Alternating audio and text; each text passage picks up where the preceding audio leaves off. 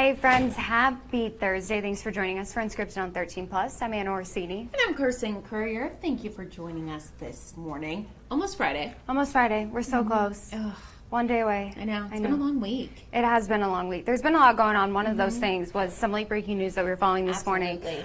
The Supreme Court actually issuing a ruling on the abortion pill mifepristone. Now, their ruling was that it can stay on the market. It was actually a unanimous ruling coming down. It came after a group of doctors had filed a lawsuit challenging the FDA's approach to regulating the abortion pill. The case had threatened to restrict access to mifepristone across the country, meaning that states where abortion is legal would also potentially face barriers accessing that pill. Now, in the opinion, Justice Brett Kavanaugh wrote, quote, "A plaintiff's desire to make a drug less available for others does not establish standing to sue," end quote. So this is just one of two abortion cases the Supreme Court will hear this term. It will also decide whether or not Idaho's strict abortion ban conflicts with the Emergency Medical Treatment and Labor Act, which is a federal law that requires hospitals to provide stabilizing treatment to patients who come into emergency rooms. Now, of course, we know that this is a really big issue heading into the election this year, and the First Lady, Jill Biden, will actually be in Arizona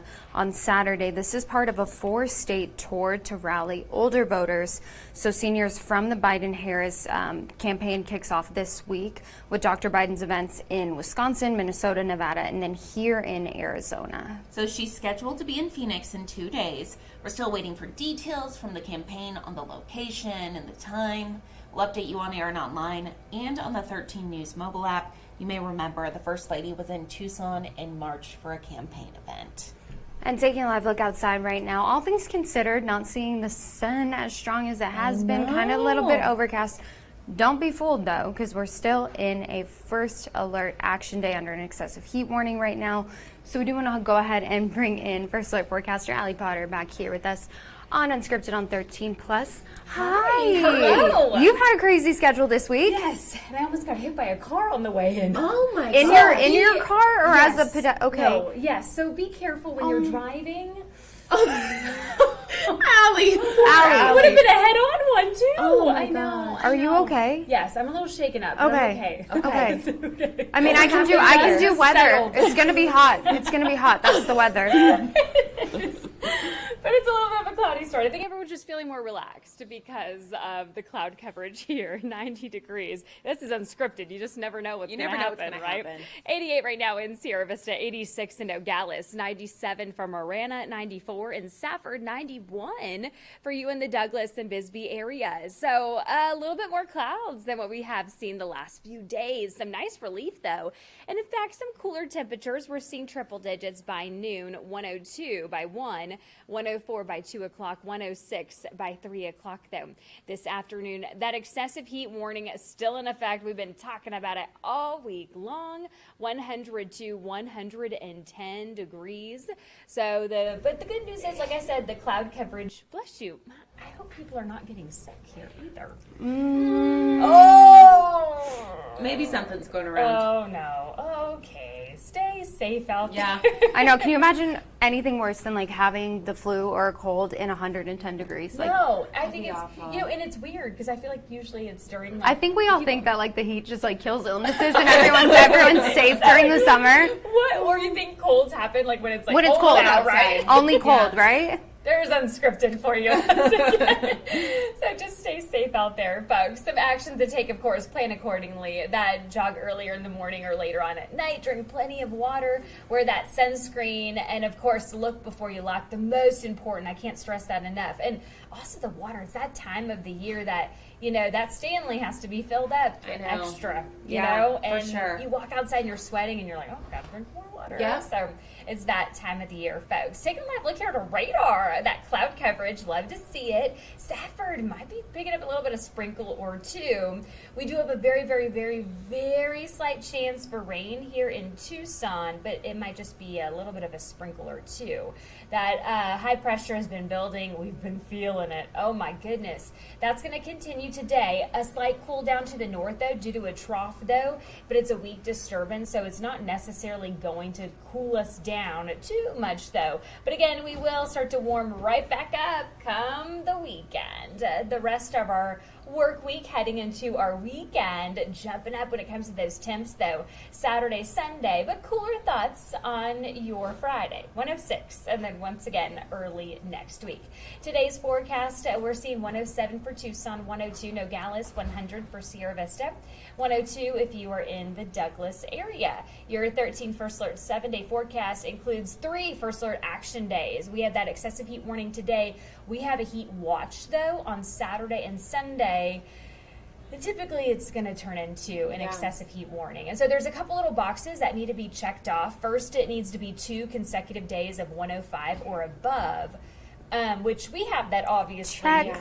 However, it's the overnight lows Okay. that have to be 75 or more. Okay. And we're not seeing that right now on when it comes to Saturday and Sunday. Yes. Okay. Okay. But We we're shall trending see. upward. Yeah. So I wouldn't be surprised if we do have an excessive heat warning. Okay. Effect, So maybe some indoor activities with Dad this weekend. But it's also Dad. You know, dads I are know. troopers. They really wanna are. Be in the They pool. just want to be golfing. They want want to to be grilling. Yeah. My dad outside last weekend building a pergola in the 105 degree Of heat. course. And I'm like, you need to take a sip of water and you need to drink this liquid IV. He's like, I'm fine, I'm sweating. I'm like, but that's the problem Why when are you all stop. dads the same? I I don't think know. they're all like He that, yes. middle I of the don't know. day. I'm like, we can wait until tonight. Nope, we got to Nope, get it we done. gotta And get I'm it. like, Yep. but But I love And that. they aren't going to hire anyone else to do it's it. not No. going anywhere. No. They're gonna do No. it. No, because he does it right. He knows how to Yeah, follow the it's true. instructions. That's Yeah. You know, it's interesting. I feel like all dads, like you said, are the same. But like my parents recently hired somebody to redo their backyard, and I go, wait, what? yeah. wait, you guys hired somebody? Yeah. And my dad's like, ugh. Oh, I know. No. That's my Because mom's like, Right. honey, you are. Uh-huh. Yep. That's Yeah. my dad. They brought in like landscapers earlier this Yeah, year, and yeah. he's like, "Well, they didn't do." And I'm like, Right, yeah. they're Exactly. professionals. I promise they did it better than you did." Right. But My he, goodness. But it's the moms that, you know, they're Yeah. like, honey. Gotta And, watch. you know, Gotta watch the right? men. We all have the same dads. I feel like just like little They all different hang versions. out. Uh-oh. Mine's just like the little Italian version of Allie's love dad it. and Kristen's dad. They're all the same. All the same. Well, thank you so much, Allie. We appreciate you. it. Of course, as we talk about these higher temperatures, we also have the concerns, of course, for fires. And right now, we're keeping an eye on one that is burning near Wickenburg. Some people are actually being allowed back into their homes, but crews continuing to battle the Rose Fire. Right now, US 60 is closed south of Wickenburg. We're told that those living in the Turtle Mountain Ranch and Raposa Heights area have been returned to ready status. So, however, the Rio Vista Hills communities still remain in go status. So far, the Rose Fire has burned over 150 acres after sparking yesterday. The Arizona Department of Forestry and Fire Management says the fire jumped the other side of US 60. We're told single-engine air tankers were ordered and made multiple drops, but it was ineffective due to the retardant not holding. So forest officials have confirmed that unfortunately at least 6 homes have been destroyed in the fire, and another 20 to 25 homes are currently threatened. Additional engines have been ordered for today. Crews from the Forest Service and BLM will be working together to try to manage the fire. So, of course, something that we're keeping a close eye on. Just devastating seeing some of those images, knowing that, you know, heading into Father's Day weekend, that some people are losing their homes. So we'll keep an eye on this, keep an eye on that closure in case you're traveling this weekend at all, maybe heading north. We'll keep an eye on all of it for you and keep you updated both on air and online. Absolutely. We do want to take a live look now to Miami. So this camera's kind of been zooming in, zooming out. What you'll be able to see here is just, 1, it looks gloomy. 2, everything is wet. That's because there's been a tropical disturbance that has brought rare flash flooding to the area. It's a huge emergency right now, really for much of southern Florida, as residents brace for even more rain today and tomorrow. Look at those clouds. Yeah, so downpours in the area, flooding, blocking roads. There were flooded vehicles. It even delayed the Florida Panthers on their way to the Stanley Cup games in Canada against the Oilers. We want to go ahead and take a look at some of the video because right now, this is kind of the aftermath of what we were seeing. Still very gloomy there. It looks like those, storms could roll back in any second. But this was the scene that they were seeing there yesterday. Just water covering the roadways and cars, as we mentioned. Look at that. That is Yeah. insane. That is a ton of water in such a small amount of time. So, again, somebody kayaking in the street. I mean, It is Florida, my folks. goodness. Are we shocked to see Got to it? get around some way. So, Exactly. We know the storm system, so it's pushing across Florida from the Gulf of Mexico. Now, keep in mind, this is roughly the same time, so early June, start of hurricane season. So it's really unfortunate for all these folks, which we know we've reported that hurricane season is supposed to be an active one. That's kind of what the National Weather Service is predicting here. You can see the winds knocking down trees, uprooting trees even. So we know mayors in Fort Lauderdale and Hollywood declared a state of emergency for their cities yesterday. So, Governor Ron DeSantis also declaring a state of emergency for 5 counties. Some places, unfortunately, could see another 6 inches of rain. And as Carson just mentioned, it's starting to rain. Is it? Oh, look at that. In Miami. Oh, Live look again. But as we talked about with it being the start of hurricane season and it expected to be kind of just like we've seen with tornadoes, a very active season, there are concerns because obviously you saw that tree that was blown over. Once the ground gets saturated, it just makes it more prone. So when those hurricane force winds move into those trees getting blown over to just kind of worsening the potential damage that you could see in an area that, experiences severe storms during hurricane season. So it's here at home we have the issue of flooding because our ground is so hard and dry that the water doesn't have enough time to really soak in. Here, everything's so wet and they aren't getting that time to dry out. So kind of like what we saw in Texas a few weeks back, just back-to-back storms. So and obviously flooding is something that can be absolutely catastrophic. So we'll keep an eye on this today for you, but it looks like, again, another round of storms moving into Florida. So we'll keep an eye on that as well. And of course, with these storms in Florida right now, one thing that we unfortunately talked about yesterday was it being the day that Sandy Hook victims were graduating from school. And today they actually had plans to demolish the high school in Parkland, Marjorie Stoneman Douglas. And that was the scene of the school shooting in 2018 that killed 17 people. Now, unfortunately, the bad weather has delayed that demolition. The demolition was supposed to begin today as crews prepared to take the structure down piece by piece as an implosion would have damaged nearby buildings. Now, flooding and rain did force the crews to delay until tomorrow. Families of the victims have been invited to attend. It's expected to take about a week there to tear down the building. So this is up on our website if you want to take a look at that story. But just kind of recent memories, I think, of all these major shootings, unfortunately. And I think it's good when they do something like this and invite the families to hopefully give those families a little bit of closure. Exactly. So again, that is up on KOLD.com if you are interested. Now, something else that we talked about this morning and something that you may not know is June is actually Men's Mental Health Awareness Month. Men, according to the CDC, men die by suicide at a rate that's nearly 4 times higher than women. So they also represent about 80% of suicide deaths, which is really hard to believe. Yeah. Also, that comes out to more than 100 every single day. When I read that, my stomach dropped because you think about 100 people every single day, and it's something that is so preventable if people just, get help and get the support and resources they need. But not everybody wants to ask for help. So our very own Jack Cooper has more on kind of the local push to help men know that it's okay to not be okay.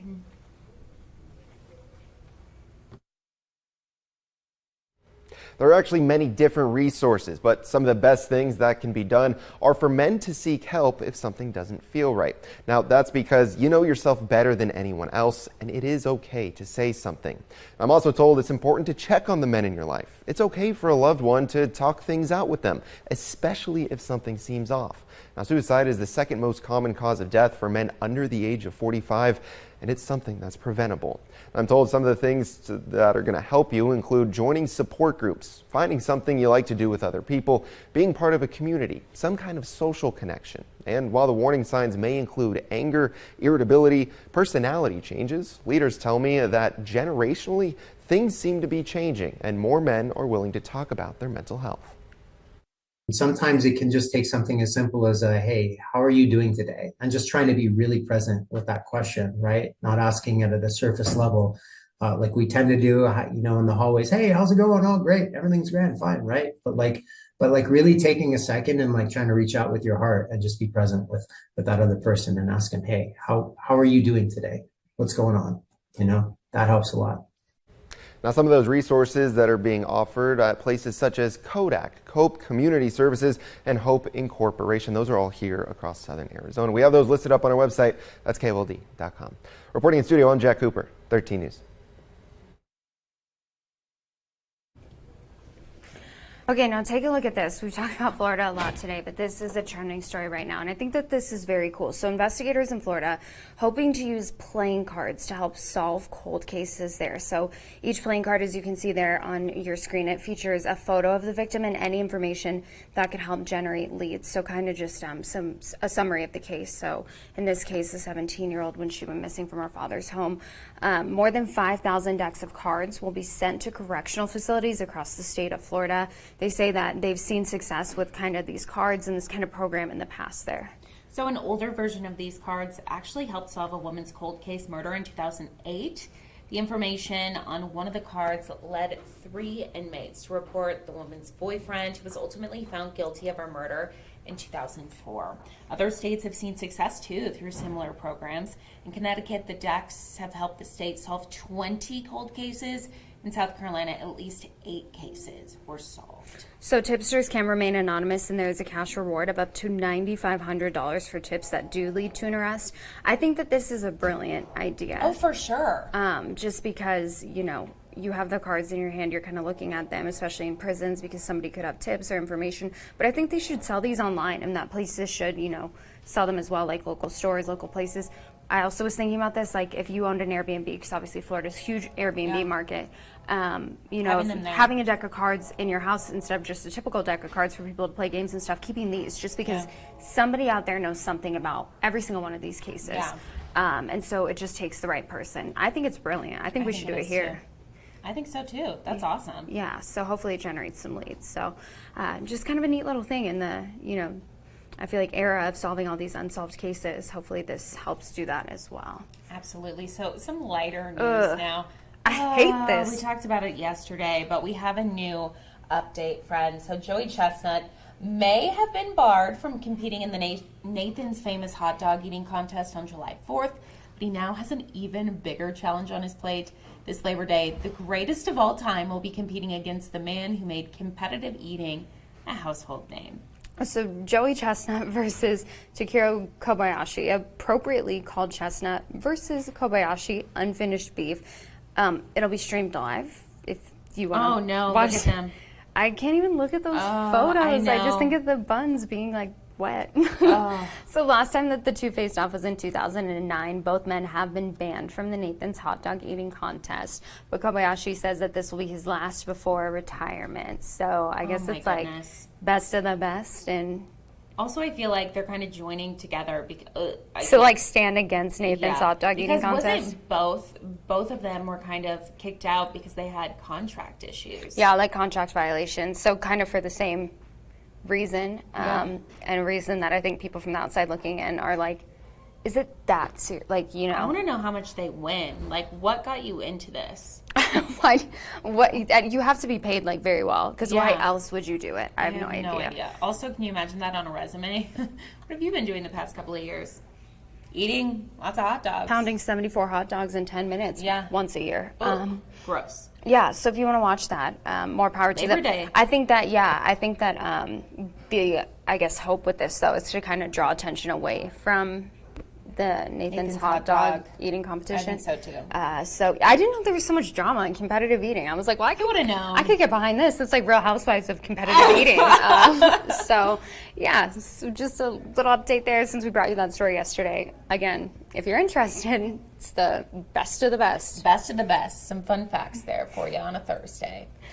Well, taking a live look outside on a Thursday morning, as we mentioned, a little bit of cloud cover across Tucson. Love to see it. Hopefully, you would think that would help with the temps. Not the case. There is still an excessive heat warning in effect, so it is a 13 first alert action day.